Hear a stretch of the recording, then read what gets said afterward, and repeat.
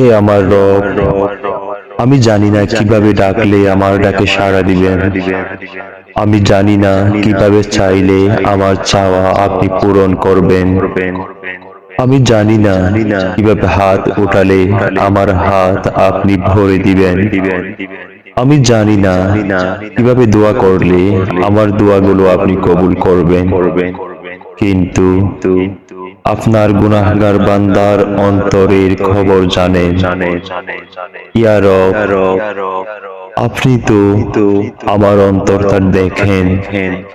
আপনি তো বলেছেন তোমরা আমাকে ডাকো, আমি তোমাদের ডাকে সাড়া দিব। তোমরা আমার কাছে চাও, আমি তোমাদের চাওয়া পূরণ করব। আপনি তো বলেছেন আপনি খালি হাত ফিরিয়ে দিতে লজ্জাবোধ করেন।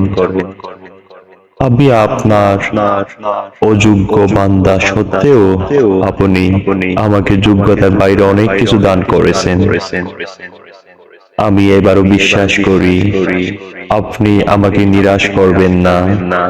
আমি জানি আমি ছাড়া আপনার অনেক উত্তম বান্দা রয়েছে, কিন্তু আপনি ছাড়া আর কেউ নেই আমার আবদার করার মতো, ডাকার মতো, চাওয়ার মতো।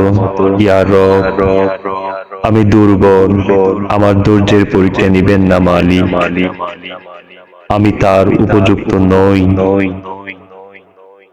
পরীক্ষা সহজ করে দিন মাবুদ।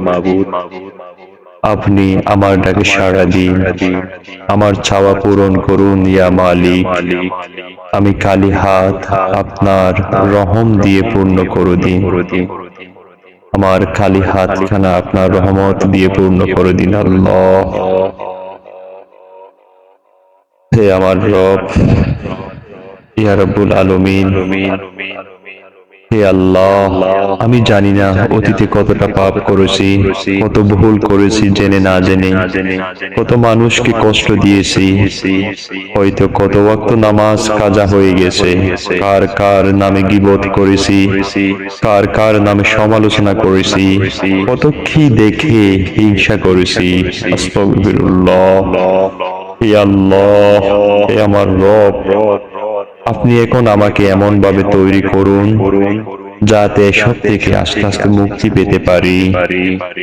আমাকে আলোর পথ দেখান, আমার মনে ইসলামের প্রেম বাড়িয়ে দিন, আমার মনে আল্লাহ ও রাসূল সাল্লাল্লাহু আলাইহি ওয়াসাল্লামের প্রতি ভালোবাসা প্রচুর পরিমাণে বৃদ্ধি করে দিন, ইসলামকে জানার ইচ্ছা বাড়িয়ে দিন।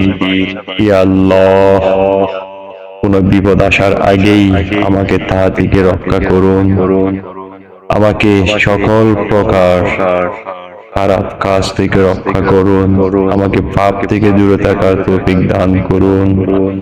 ইয়া আল্লাহ, ইয়া রব্বুল আলামিন, আমার ঈমান বৃদ্ধি করে দিন, আমার মনকে নরম বানিয়ে দিন, আমাকে বেশি বেশি তাওবা করার তৌফিক দান করুন, আমাকে হেদায়েত দান করুন মাবুদ। ইয়া রব্বুল আলামিন, আমাকে হেদায়েত দান করুন, হেদায়েত দান করুন রব্বুল আলামিন।